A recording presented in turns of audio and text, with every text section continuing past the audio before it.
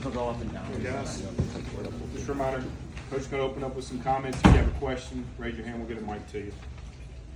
Well, first of all, the most immediate was the injury to Jaquavis Richmond from Grambling. He's going to have surgery.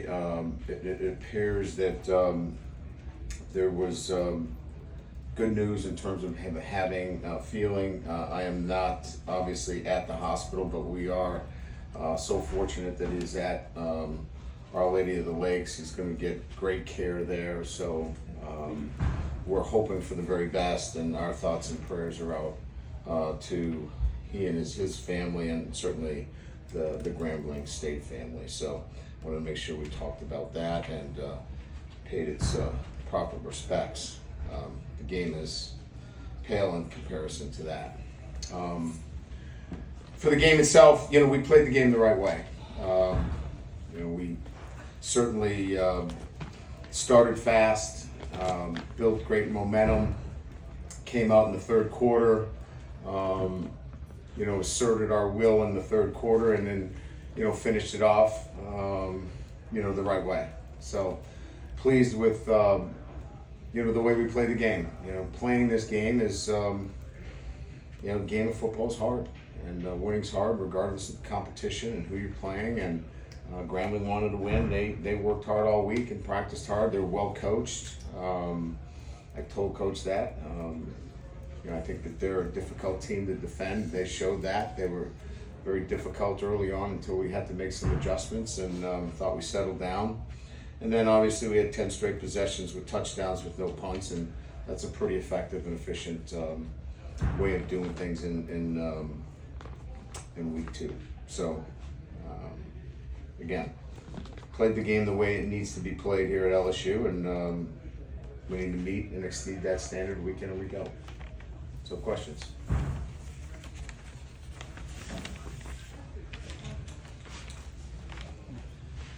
Brian, the first 3 defensive drives where Grambling was able to move the ball, and there was some big plays. What do you think was maybe going on with y'all defensively in those, and then what did you do to address it the rest of the game? Well, twice we were in dime personnel, and they ran the ball. So, you're looking to take away some things in the passing game, and you're vulnerable in the run game.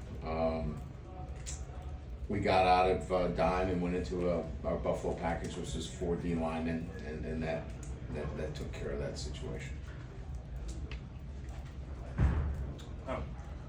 Just noticed that Mason Taylor went out early in the first half. Just where Ankle sprain. Okay.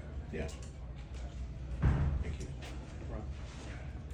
Yeah, Logan Diggs getting a start, and I guess how effective he was very effective. Let's talk about his game, please. Yeah, we knew what we were getting with Logan, and he played for me at Notre Dame, and I knew what we were going to get from him. It just mattered of getting him healthy.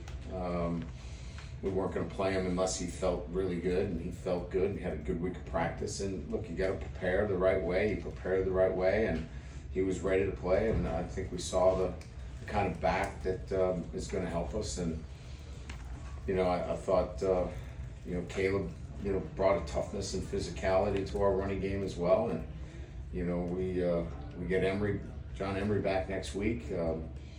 We think we've added to that position where we should have a real effective running game. I feel like you talked a lot about energy and effort last week on special teams, at least tonight. Womack was unbelievable. It seemed like really you guys kind of stepped it up in that regard. Yeah, I think the effort there, the enthusiasm. I think Coach Diaco's done a really good job with the group. I think they enjoy,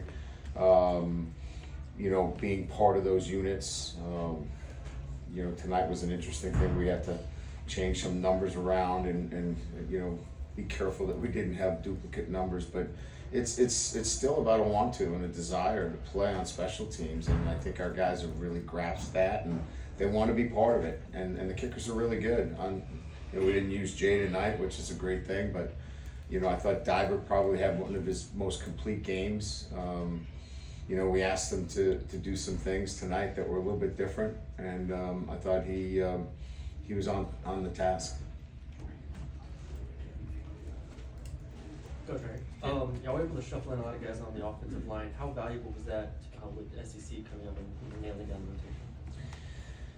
Yeah, I mean, I don't know. You're always trying to, get some guys work. The key one for us tonight was Zalansford at right tackle. He went in the second series. That's what we were really focused on, and getting that evaluation. So I'll look at the tape. It's hard for me to really give you a real evaluation of that until we watch it.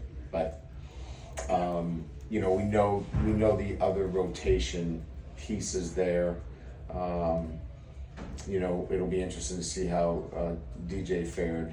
DJ Chester, true freshman at center as well. So it'll be interesting film to watch. But the big one for us will be Hurd at the right tackle position. Right here, Coach. You talked about competitive edge a lot this week. I know the score reflects a good result, but I mean, kind of immediate reaction. Do you feel good about where your guys' minds were? Kind of that attention to detail that you wanted to improve on last week? Yeah, I was.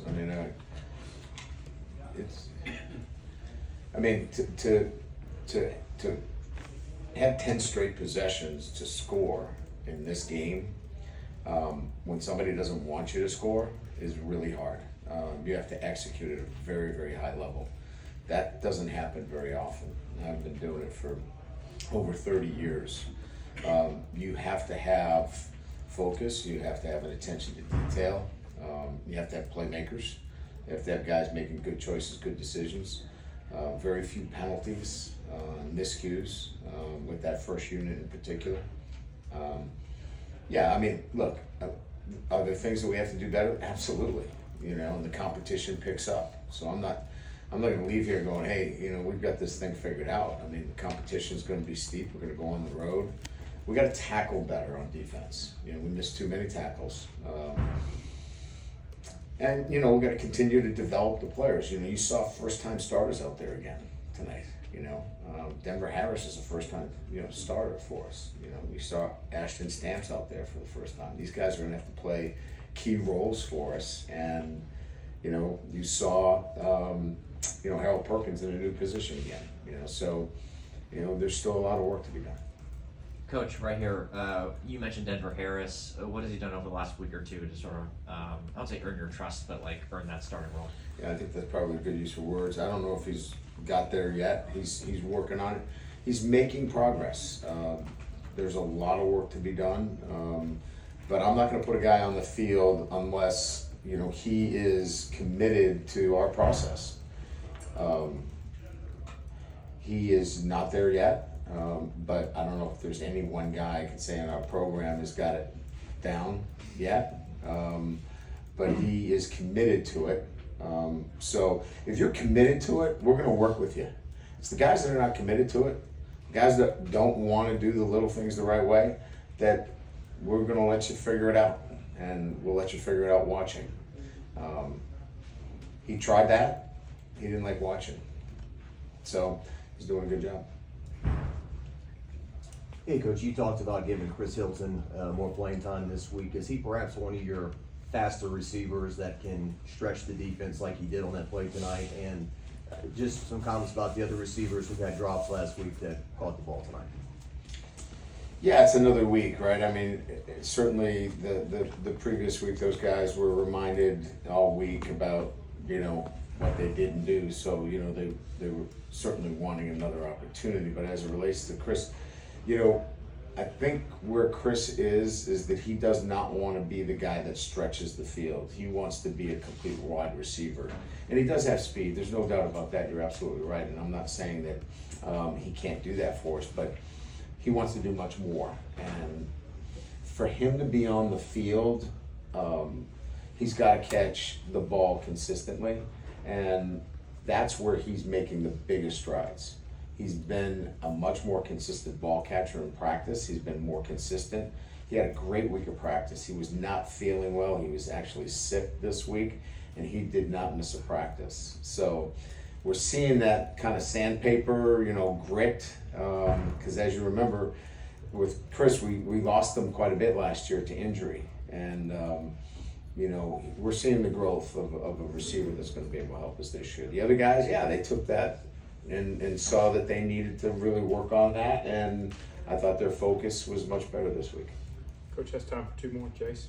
Coach, so Jaden Daniels had a really good first half, 5 touchdown passes in the first half, looked pretty comfortable in the offense. What are your thoughts on how he performed tonight?